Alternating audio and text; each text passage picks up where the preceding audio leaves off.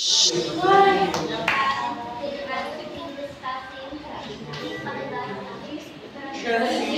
programs and support for learners with disabilities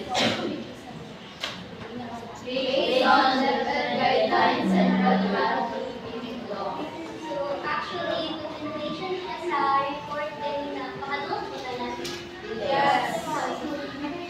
So actually, continuation ni kanina sa report ni Ma'am Steph, kanina na ako patapos. Tingnan ako kiner ang kaayo ko ka.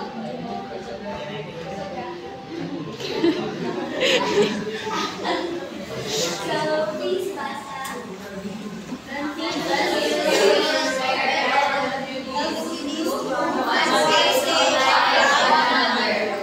They develop life and career skills, abilities for daily life and future jobs. Example, decision making, time management, social emotional skills, managing emotions and building relationships. Example, teamwork, confidence, communication, and livelihood skills. Basic work and survival skills. Example, learning, doing ICT. These programs guide learners when moving home to school, class to class, or school to another school, and prepare them for employment, entrepreneurship, and independent life after school. Thank you very much. So when we say transitional skills or competence, these are the tools or assets that we need to learn and acquire in order to successfully move from one stage of life to another. So for learners with disabilities, same lang kahapon siya, no, this helps them kanang live independently and sila mag-rely bilang caretaker. So kung saan makakaamon ka ng mga transitional skills na nato, no? So one siya magulo, life and career skills na compose decision making, time management, and preparation for future jobs. And second is social emotional skills, which involves ourselves and our relationship with others, like building confidence and sa teamwork, and also creating and building a healthy relationship with other people. So these skills and competence can help us transition smoothly in life. Kaya di ba, hindi naman kakalang mag-stay lang sa isang stage sa ating life. So maabot na tayo sa ating adulthood. So we need to learn to be independent. So the next one is the alternative learning system, or also known as ALS. So siguro most of us is familiar na ating program. No? So the ALS is a alternative pathway na given sa government for those people for apparently for a reason like hindi maka-join sa regular class. So this includes kanang out-of-school youth, adults, and even learners with disability. So kani siya nga kanang program kay supportan ni siya ani nga mga set of laws. So mo ni siya kanang Republic 9155 or the Governance of Basic Education Act of 2001, Republic Act 10533 or the Enhanced Basic Education Act of 2013, and last is the Republic Act 11510 or the Alternative Learning System Act of 2020. Tapos, ang kaling ALS, nag-offer din siya ka ng 6 interrelated learning strand. Pero ang kaling strand nila kay, although di siya sing sa curriculum na ginayos natin sa kanang sa regular school, sa kanang high school o elementary, pero ang ilang curriculum kay na-align kahapon sa atua. So first, kay kanang communication skills. So this involves English and Filipino, which focuses on reading, writing, listening, and speaking. Second is scientific and critical thinking skills. Pwede basa na lang everyone. Includes as math, problem solving, and logical reasoning. Focus more deeply on numeracy and practical math. Life and career skills. Practical skills for work, entrepreneurship, and career preparation. Understanding the self and society. Social studies, values, personal digital citizenship. Using technology responsibly, ICT skills, and online literacy.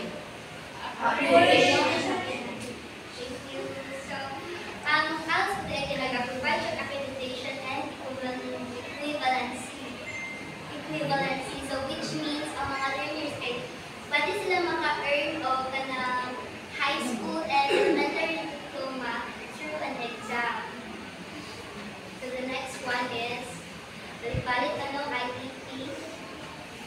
So, an IEP or individualized education plan is a personalized or tailored plan na aim to help students with disabilities. So, nag-involve siya ng specific learning goals, and they also include mga target skills like life and transitional skills. So, the IEP must be carefully planned and monitor regularly para makabalutad sa progress sa ating student. So, masabot naman mo IEP, no? Yes po. Sige, kung masabot mo, answer it daw. Mr. Yani. Ito ng IEP. Sige.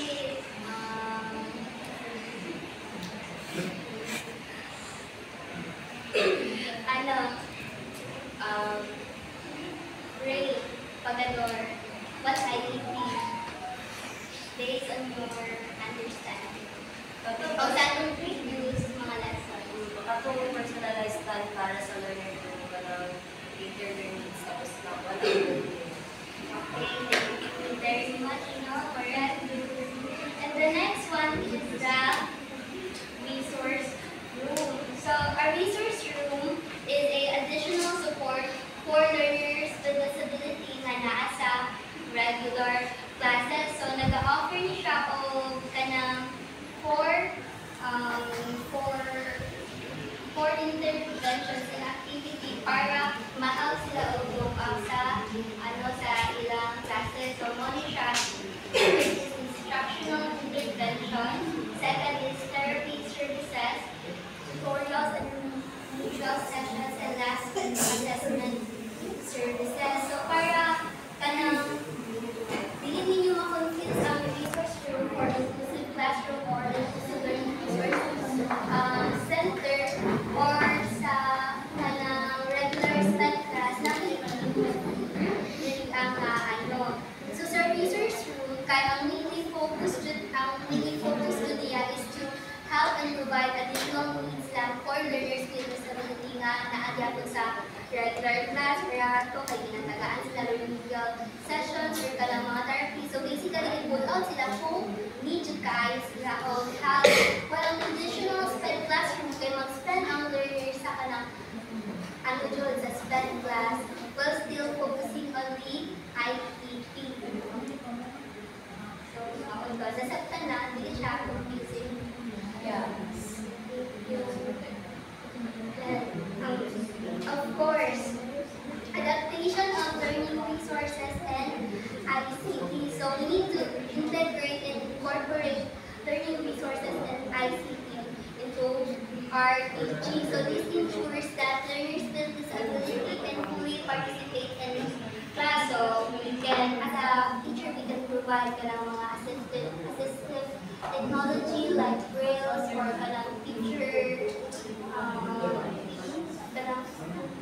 kanang teacher, ikaw mismo maging sa or kanang mga other learning resources pa nga maka-help sa students. And sa ICT po, kay nag-apply po siya kanang pivotal role since naglamat sa kanang fast-pacing society wherein kanang technology kay nag-apply ko kanang dako marunong kasi even the kanang PIAS activity kay nagaliko sa technology karon. So, mga na, it also makes it easier for us to teach and learn if kanang imuon nato siya. And the last one is educational placement. So educational placement refers to putting the learners on their most suitable learning environment. So naani siya itulong kabuo, which are the full inclusion, partial inclusion, and self-contained class. So nagbutang kong overview para mas masabtan i-discuss na po na furthermore. Madunggan niyo sa likod. So sa full inclusion, learners with disability may join regular class if kanang maka-cope up sila. So siguro mga learners na kanang, ay hindi siguro, so mo siya mga learners na kanang kaya good kanang nasa class by kanang using mga assistive devices or kanang other mga things na kanang kaya na dyan kayo, example kanang learners nga na ay problem with their vision or para sa mga test ng classmates. So kaya na niya sa full inclusion. Muna siya ang under-reading ad. So sa full inclusion, basa ka ng adjust curriculum pa rin. Adjust curriculum based on IEPs. Provide assistive devices and learning resources. Use appropriate teaching strategies. Prepare teachers, parents, and classroom setup. Encourage collaboration between general and SPED teachers. Register and assess eligibility according to their IEPs. Train teachers in FSL and Braille. Orient classmates about FSL, Braille, and disabilities. Ensure accessible facilities, ramps, and toilets, So thank you very much. And the second one is partial inclusion. So sa partial inclusion, dili mabutang ang learners with disability kung makakope sila 50 to 75% of classroom activities. So they spend most of their time with peers in regular class. Pero ina-provided sila of extra support in our resource room for adaptive skills. So dili na tumawag sa resource room. So please mabasa sa adapt, modify curriculum based on IEPs. Ensure collaboration between general and SPED teachers. Prepare classroom, teachers, and peers for inclusion. Register eligibilities in general classes. Assess based on IEPs. Train teachers in FSL, Braille, speech, auditory, and mobility support. Provide optional orientation for classmates about FSL, Braille, and disability. And the last one kay self-contained class. So kani siya nga set up para siya sa mga learners na naa-na severe and profound disability. Kanang di na dyan niya kaya na mag-go sa regular classes or even sa partial contained class. So these learners are usually non-graded and in transition program. So usually age around 5 to 14. Gina-place sila sa elementary. Then 15 to 24, gina-place din sila sa secondary. And 25 to above, pwede rin na sila mapunta sa ALS, PSW, TESDA, DOLE, and other program. And of course, pinahandle siya sa mga SPED teachers or trained educational teachers. So, nag-focus din siya sa functional literacy and numeracy, self-help and daily living skills, social and communication with vocational and vocational skills, and involve learners in schools and community activities with close supervision from teachers and parents. So, para masabtan dyan, ibalik na to learners with disability. Please, Basra. LWPs can cope in regular classes with support.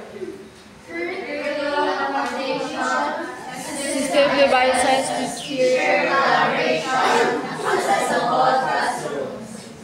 Sa partial inclusion. LWPs manage 75% of tasks in regular classes. General class plus resource room for adaptive skills, therapy or remedial teaching. Self-contained class, LWPs with severe program disabilities or in transition program. Focus on functional, daily living, social and vocational skills, guided participation in school community. So thank you very much. So, since man naman nakapangutana, so 1 and 2.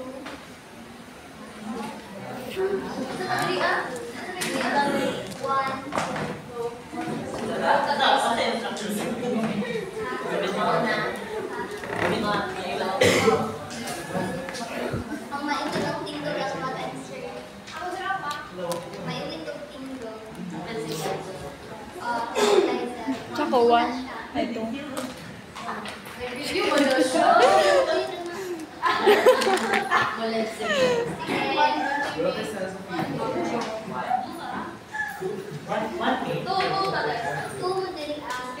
Yan ang kaming cellphone.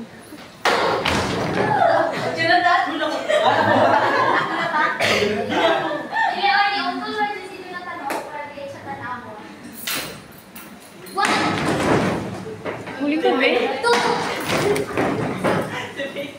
Sige, ano, sige na, thank you very much. Ako? Saan ako man? Sige, Saan why is it important?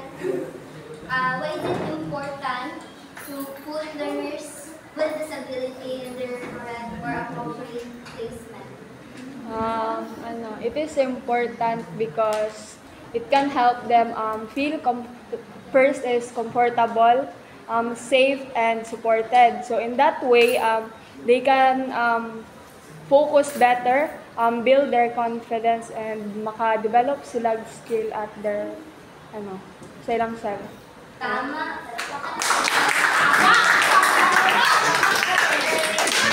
It is important because hindi na sila ibutang sa correct placement nila kaya hindi sila makakuha o ganang help na medyo nila. Gusto na ko volunteer sa program.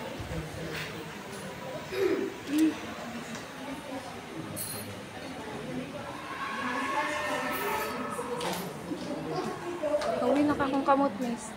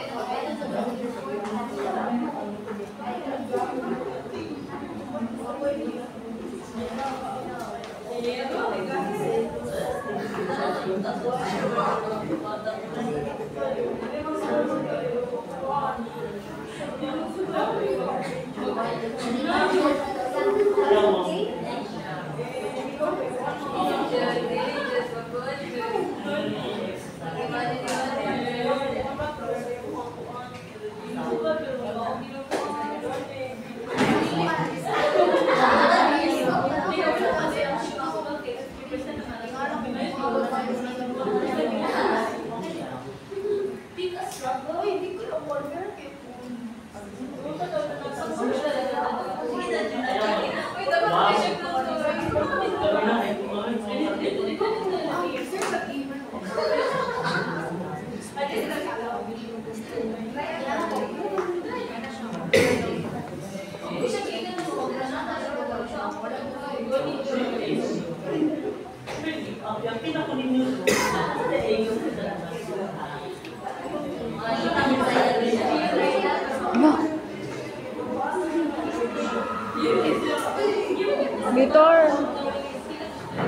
Editor.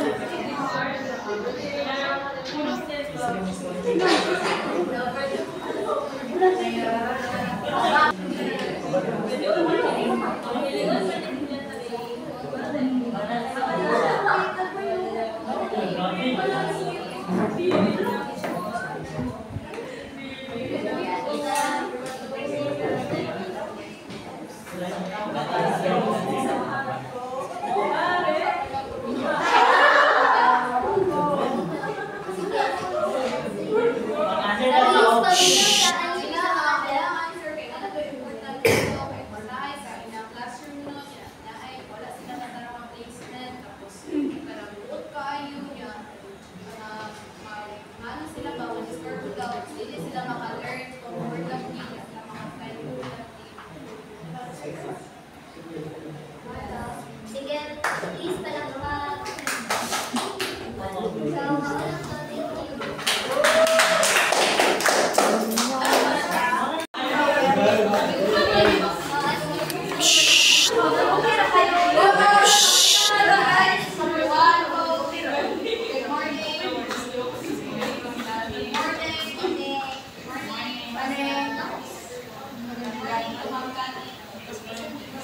Let's start our recording. Next. This reads everybody. Partial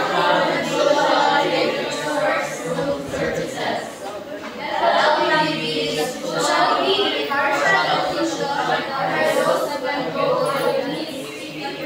to 75% of the required activities is majority of the learning areas. Next.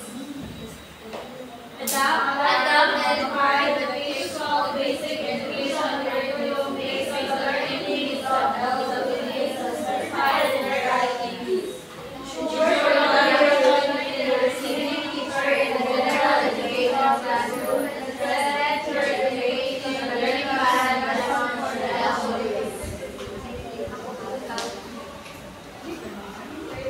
Prepare the learning environment, including classroom arrangement, and ensure the readiness of technical learners and teachers in the general education classrooms are well as the guidance of the LWDs.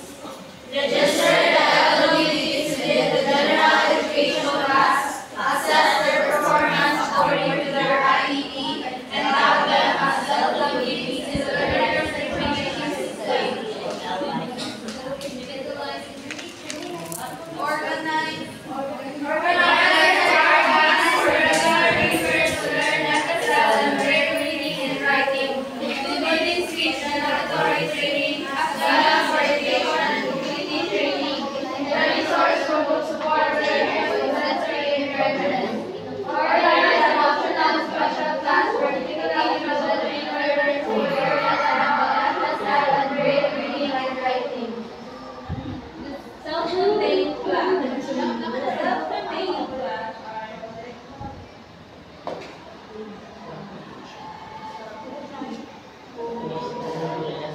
Okay. Yeah, explanation is all, guys. This is when learners with disabilities or LWDs join regular classes for most activities, 50 to 75% of lessons, but they also get extra help in our resource room with ASMED teacher. So, for example, a deaf student attends math, science, and PE with their hearing classmates, but goes to the resource room for FSL support and interpreter. Another example, a child with dyslexia joins English class, but receives additional reading practice with the resource room. Next, 11.3 self-contained class. Please read, guys. Self-contained class is specifically for those LWDs who are diagnosed or identified with severe to profound disabilities. They are non-graded LWDs for those who are in the tuition program.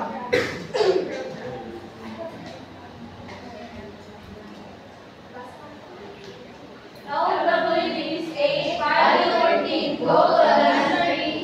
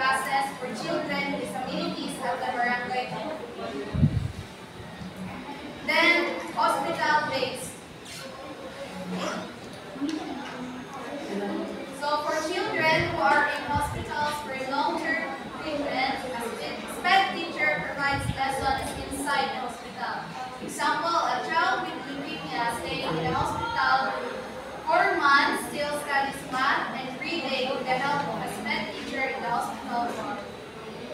And then home-based. So, please read the 9.4. The learners with disabilities receive instruction at home or at another limited structure. A special education teacher together with the family members and trained volunteers teach the LWDs. So for elderly, they cannot attend school due to health or accessibility issues. Learning is done along with family support and guidance from a SMED teacher. Example, child with muscular dystrophy who cannot walk attends classes at home where a teacher visits twice a week. Well, that will be all